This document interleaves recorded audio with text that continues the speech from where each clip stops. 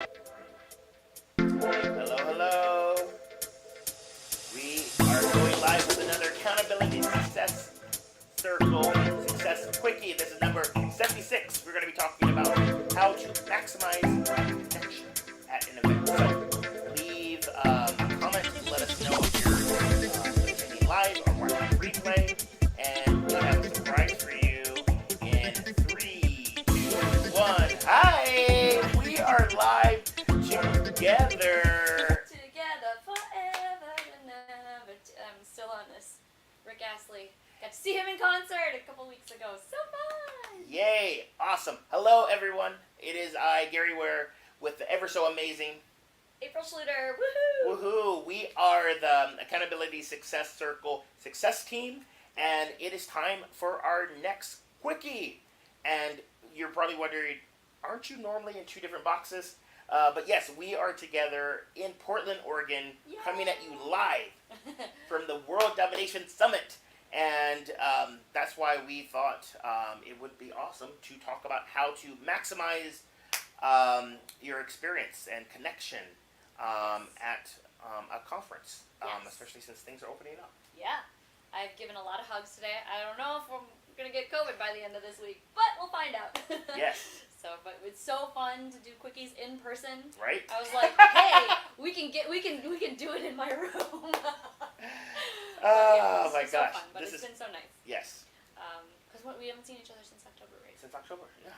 So. Yeah, since our retreat, which, by the way, if you are interested, we have tickets. So we'll talk about that. There'll be links and stuff, but we should jump into it. All right. All right. So 3 different steps in order to maximize, what is it again? Your connection. Your connection at an event. It could be conference, it could be a networking event, whatever that is. So number 1 is be intentional. Before we came to this conference, I was sitting with my coach and talking about the fact that I needed to be very, very focused on what I wanted to achieve while I was here, because I'm here for 8 days, and it is very high energy. But you also have to make sure that, you get the most out of the things that you sign up for, because there's all these different options. There's a lot of FOMO to go to one place and not the other. And so, I think about, before you get started into an event, what is it that you want? One of the things that I said was I didn't want to come home tired and then feeling like I needed a whole week to recover. So I spent most of yesterday in my hotel room by myself, while everybody else was, are you coming out with us? Can you come to dinner? And I was like, no, I can't.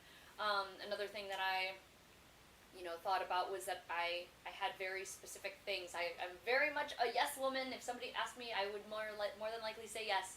So just knowing that I need to focus on the 2 or 3 projects that I am going to be working on when I leave here. And so you want to think about those things that you want to say yes to, and then also the things that you want to say no to, so that you can be more present with those yes things.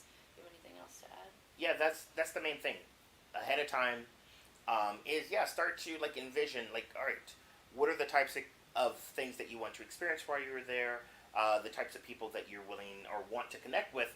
That way, when you are, I know I'm speaking for myself, when it's overwhelming and there's so many possible things and you're like what about this? You can again go back to those and say, oh, does this align with this, and this? And then you can easily make a decision. Just like, what Apryl said, one of her goals is to not come back completely exhausted. We're both parents. Yes, exactly. We got some responsibilities to take over when we get home. Yeah, so that made it very easy for Apryl to say, nope, I'm going to call it a night on this thing and move on. So that was number 1, be intentional. Time for number 2. You go.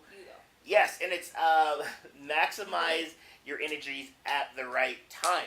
So again, going back to what Apryl said, Apryl, tell them what you did. Why you were so tired? Because this is amazing. So we arrived on Monday, right? We did on Monday. It was yes. Monday. We went to like a breakfast brunchish, early lunch. Then we're hanging out, and then Then it was like, I don't know, what did we do? Yeah, We're I know. just hanging out with people, Yeah, and then it was like, then we went to like lunch.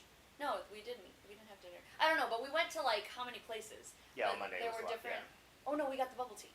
That's what it got was. bubble Yes. tea for a snack in the afternoon, and then we went to dinner, and it was just we yeah, were in at the a game small place. Yeah. we were in a small group, but we finished eating dinner around 10 o'clock, which is 12 midnight in Chicago, and I was tired, but I went a little bit later than I needed to. The next morning, I went to whitewater rafting, came home at about 5 o'clock, and I was beat.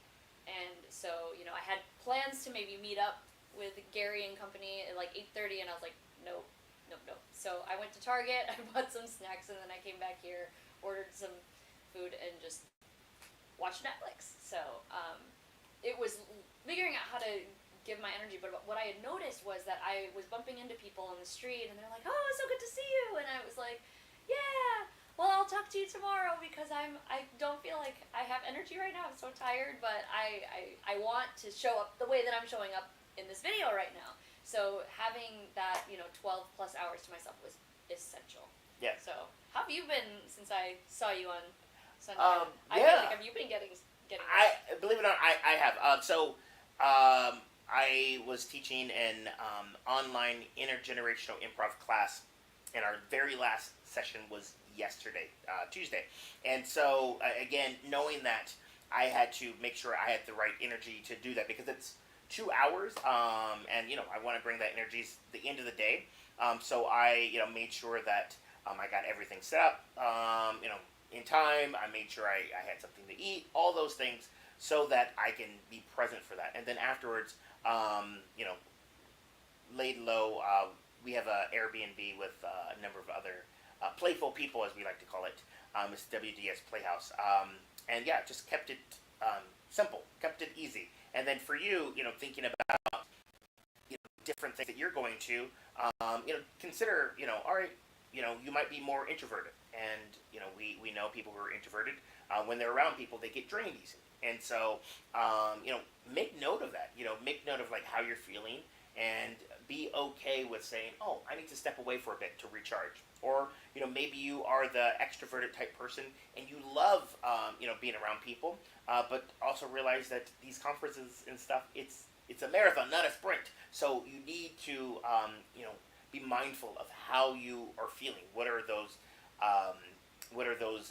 different signals to make sure that you're taking breaks and you're doing those things. Hydrating. So yeah, that is number 2, so that you can maximize your energy and maintain it, so that, as April said, come the end of the conference, you're not like completely spent, and then you need another week to recover from the conference. Yeah.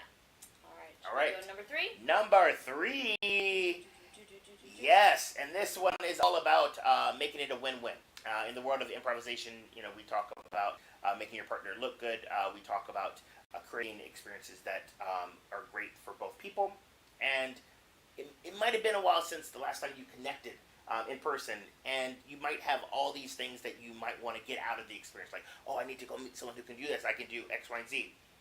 Don't be that person that be like overwhelming to people because you're so excited, and you want to get the most out of your experience. Think about, when you go up to people and you're networking and connecting with them, think about what are their needs. Open to asking, hey, what are you looking to get out of this event? And, and then you can think about how can I make this interaction a win-win, so that people don't, maybe get coerced to like saying yes to something, and then they feel like creepy afterwards, like, oh man, maybe I should have said no. So, yeah, that's my thought on that. Yeah, and I think too, one of the things that I have to really think about this, because I get really passionate when people ask me, or I'm meeting them for the first time, like, what, so what are you, hoping to get out of this conference? I'll ask that question. That's a really, like, good question to ask. But then I start going into this, like, okay, I run this community called Accountability Success Circle, and I'm an author, and blah, blah, blah. And then I like, catch myself, and I'm thinking, okay, I want to, what did you put up? I don't know. I didn't see what did you put up? No, oh, the badass thing. Oh, you need to put a Gary as a badass. I can put that in there. Ticker. Okay. That was like my ADD moment. Okay. So, but it was, after talking about that, then also really thinking about, if I've just gone on this rant about like the things that I'm passionate about, to make sure it still goes back to, so that then doesn't become the April show. Not that I even want it to be the April show, but sometimes I just need to remind myself when I'm like super excited talking about me. I'm like, wait, I still want to know about other people, because I know me. I take me home with me. So making sure that you, especially since we're talking about maximizing those connections, you really, really want to think about, is that person, can you help them, but also, how does that connection serve when you leave the conference, right? And so making sure that you've established a good close connection before you part ways, so that you remember them and all that fun stuff. So I don't know. Yeah, that is it. Yeah, really quick, straight to the point. All about how to maximize your energy, maximize your time, maximize your experience at conferences since things are opening back up. Just a review, be intentional. Number 1, maximize your energy at the right time. And 3, make it a win-win. And yay, win-win. And so, let's close it out. Yeah. So we have been doing this we've done it 76 times now. 76 times. And we're going to keep this train going. We provide these tips to you just as a little way to kind of showcase what we do at the Accountability Success Circle. Is that Steven? Yes, hey Steven.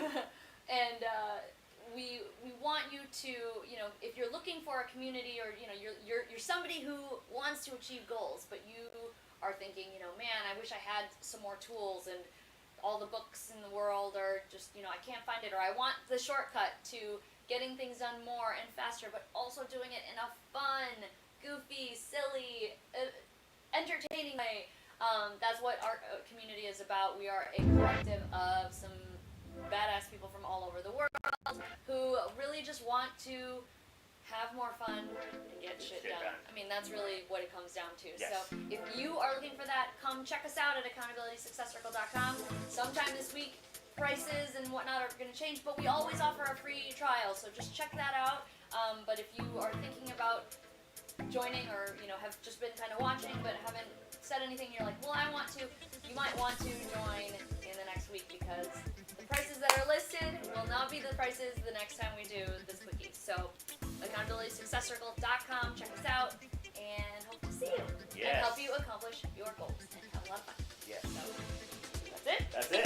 See ya. See ya.